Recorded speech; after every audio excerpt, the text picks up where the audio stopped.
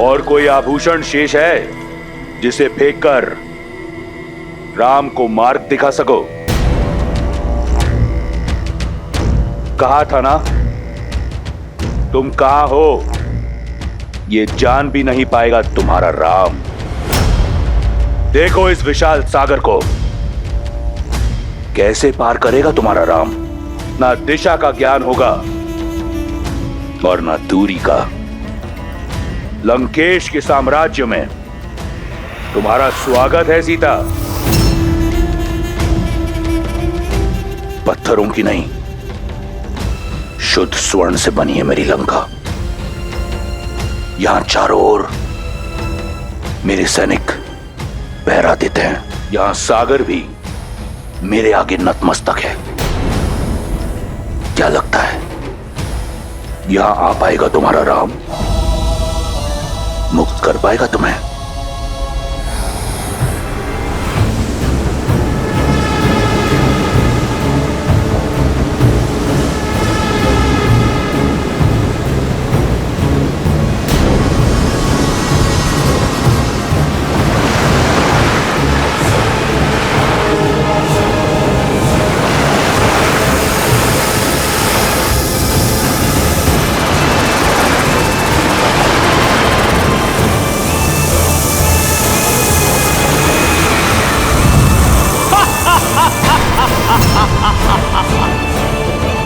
लंकेश को नागमाता सुरसा का प्रणाम।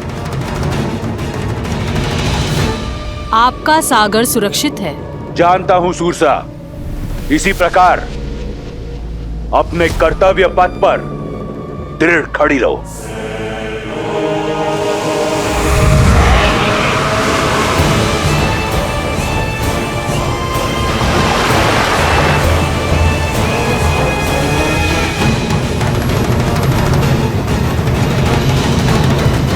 सुरसा है ये, जो आता है निगल जाती है।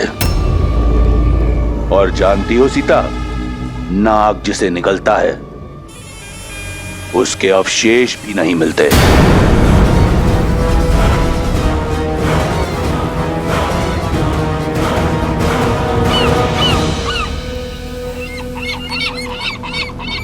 इन पक्षियों को देखकर कहीं आशा की उड़ान मत भर लेना सीता। रावण के अधिकार के सागर में पक्षी आप भले ही जाए, पार नहीं कर सकते।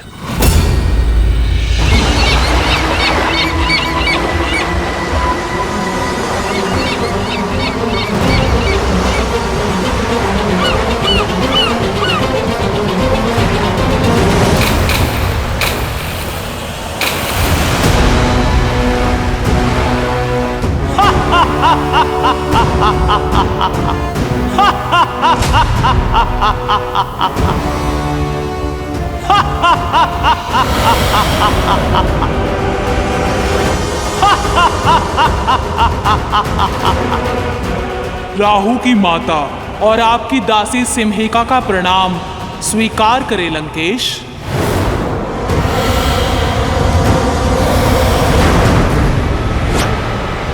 देखा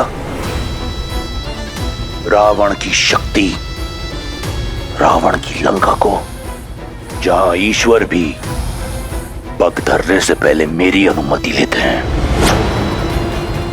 कैसे आएगा वो तुच्छ वनवासी यहां? कैसे ढूंढ पाएगा तुम्हें? यहां धरा से लेकर वरुण तक सब मेरे दास हैं। मारा जाएगा बेचारा वनवासी तुम्हें खोजने के प्रयास में। जिन श्री राम ने कितनों को महासागर से पार किया, वो अपनी सीता के लिए ये सागर अवश्य पार करेंगे रावण। जिनके स्पर्श से शीला में भी प्राण आ जाते हैं, उन्हें ये सागर स्वयं मार्ग देगा। सीता का विश्वास देख मेरे हृदय में आशा जगती है, किंतु उसकी पीड़ा से मन भर आता है महादेव। इतने जटिल सुरक्षा घेरे को भेद कर कैसे बचा पाएंगे राम सीता को? धरा से लेके सागर तक उसके दास हैं। सुरसा, सिम्हिका जैसे न जाने कितने मायावी उसके आगे नतमस्तक है। ऐसे में लंका में प्रवेश कर पाना मुझे असंभव प्रतीत होता है।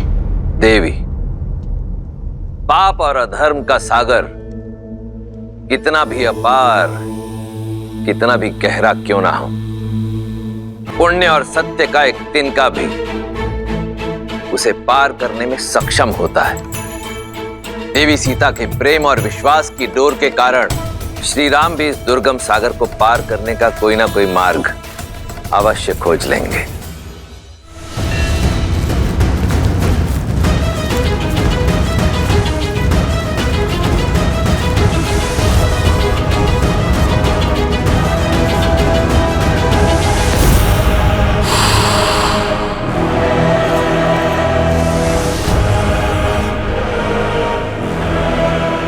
लक्ष्मण, हमें दूसरी ओर से जाना होगा।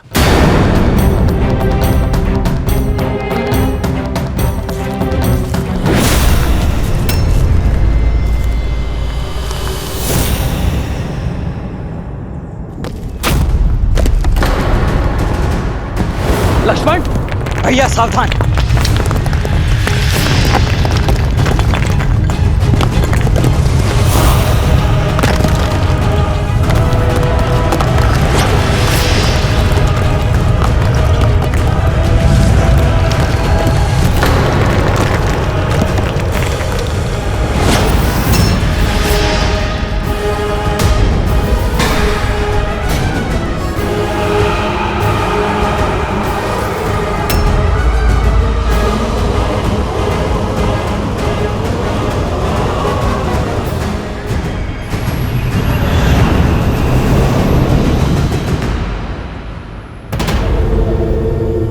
वन के दुखों का अंत हुआ।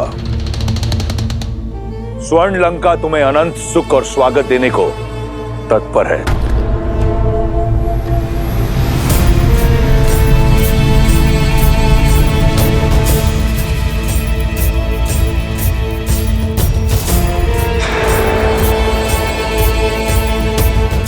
मुझे ज्ञात था कि एक बाण से 2 लक्ष्य तो केवल मेरे रावण भैया ही भेज सकते हैं।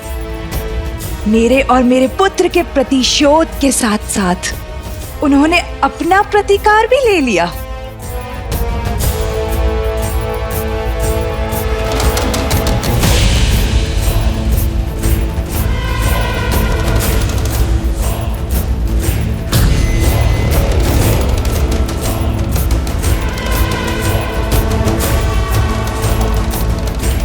पुष्पक,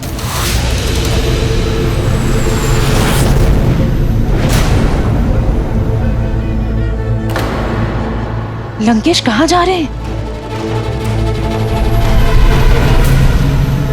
पुष्पक,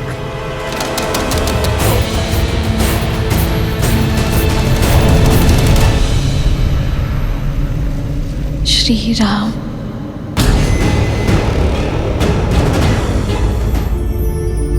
सीते, भैया माया भी है, ये अवश्य छल कर रहा है। अंत कर देते हैं इसका। रुको लक्ष्मण, ये सीता को जानता है। तुम्हें कैसे ज्ञात है कि हम सीता को खोज रहे हैं? और कैसे जानते हो कि वो कहाँ है? मेरा ये शरीर भले ही राक्षसीय हो, लेकिन मैं अंदर से गंधर्व हूं। मेरा नाम धानु था। मैं बहुत ही शक्तिशाली था और उसी शक्ति के मद में चूर होकर भयावह रूप लेकर ऋषि मुनियों को अलंकित करता रहा।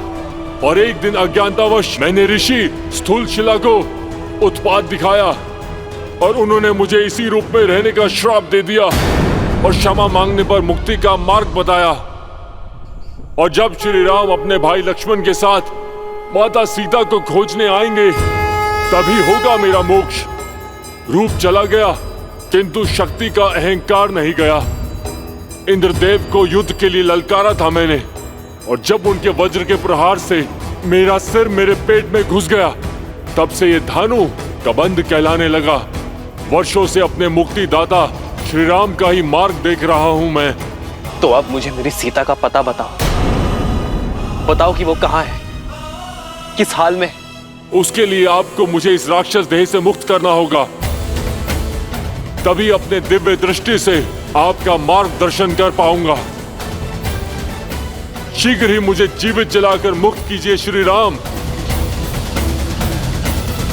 नहीं, किसी को जीवित जलाना महापाप की श्रेणी में आता है। ये मैं नहीं करूंगा। किसी के कष्टों का अंत करना पाप नहीं पुण्य है श्री राम। अब और विलंब मत करिए, मुझे मोक्ष दीजिए ताकि मैं आपको देवी सीता का समाचार दे सकूं।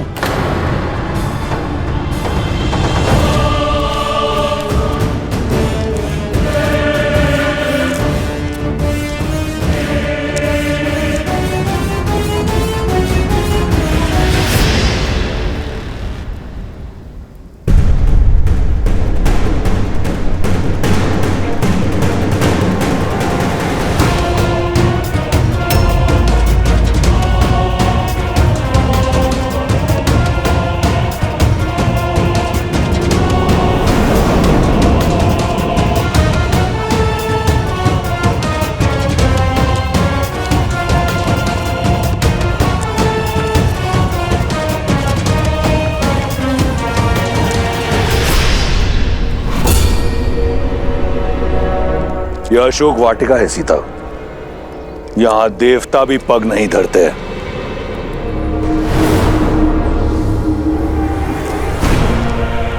यही सोच रही हूं ना कि लंका का भव्य महल छोड़कर तुम्हें यहां इस वाटिका में क्यों लाया हूं।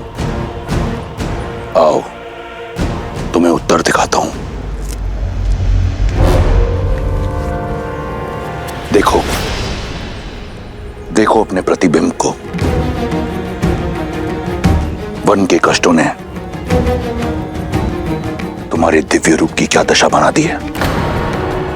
वल्कल वस्त्रों में लिपटी सीता वो सीता नहीं जिसका परिपूर्ण सौंदर्य मैंने मिथिला में देखा था, जिसे ना पाने की कुंठा आज भी वो एक शत्रु है जिसे मैं परास्त नहीं कर पाया।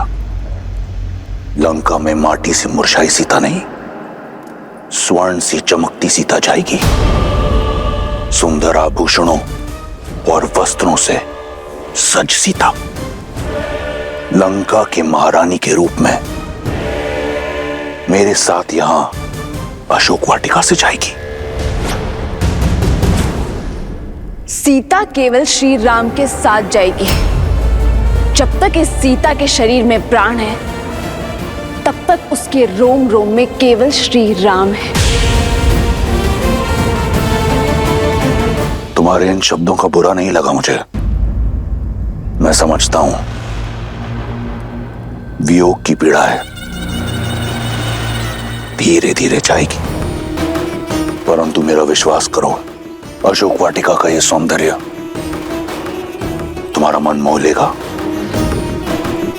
और एक बार तुम लंका के रंग में रंग लो तो फिर ये प्राण भी मेरे और रोम रोम भी मेरा। मैं जानता हूं बहुत बड़ा निर्णय है, इसलिए कुछ पल के लिए तुम्हें एकांत देता हूं। आज रात हमारा रक्ष विवाह होगा। या तो तुम मेरी इच्छा के आगे झुक जाना, अन्यथा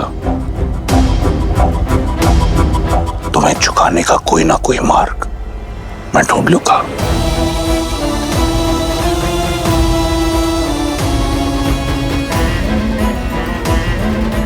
लंकेश को प्रसन्न करने का दायित्व अब तुम्हारा है। त्रिजटा से कहो शीघ्र अतिशीघ्र सीता को सज्ज करे।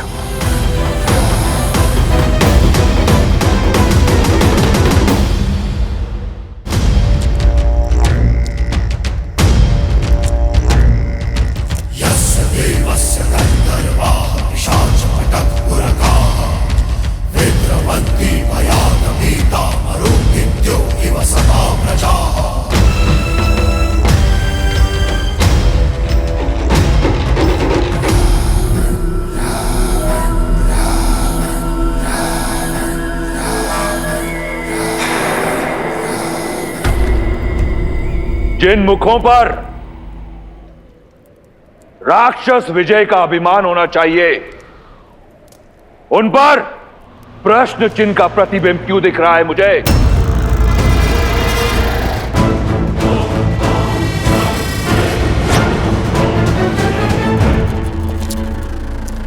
जब विजय का मूल्य विजय से बड़ा हो तो उसका तेज कम हो ही जाता है पिताश्री। किंतु यदि आपकी इच्छा वास्तविक विजय प्राप्त करने की है तो मुझे आज्ञा दीजिए, मैं राम और उसके भाई लक्ष्मण को अपने शौर्य से परास्त करके यहां आपके समक्ष बंदी बनाकर लाता हूं, आपके चरणों में गिराकर उनसे उनके प्राणों की भिक्षा मंगवाता हूं। किंतु एक शक्तिहीन एकाकी स्त्री को यूं छल से विवश करना, यह विजय नहीं है पिताश्री, कदापि नहीं। और जिस विजय में शौर्य की गरिमा ना हो, वो विजय आपको शोभा नहीं देती। मेघनाद, मुझे युद्ध ज्ञान मत दो। साम, दाम, दंड, भेद, सभी ज्ञानों का ज्ञाता हूं मैं। तुम्हारे जन्म की किलकारी से बहुत पहले रावण की विजय का डंका बजता आया है। इस राक्षस साम्राज्य को स्थापित करने के लिए न जाने कितने युद्ध लड़े हैं मैंने, परंतु सारे युद्ध भूमि में नहीं लड़े जाते। सीता का हरण एक युक्ति है, एक रणनीति है जो तुम्हारे आयु और अनुभव से बहुत परे है। इसलिए मौन रहो। सीता लंका के योग्य है, चाहे वरण से चाहे हरण से।